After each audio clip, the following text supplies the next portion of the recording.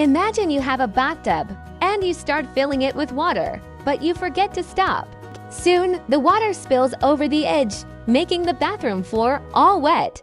That's what we call being flooded or inundated. It's like when there's too much water in one place and no space for it to go. Sometimes, rivers have too much rainwater and overflow, covering the land with water. Floods can happen in fields, streets, or even inside houses.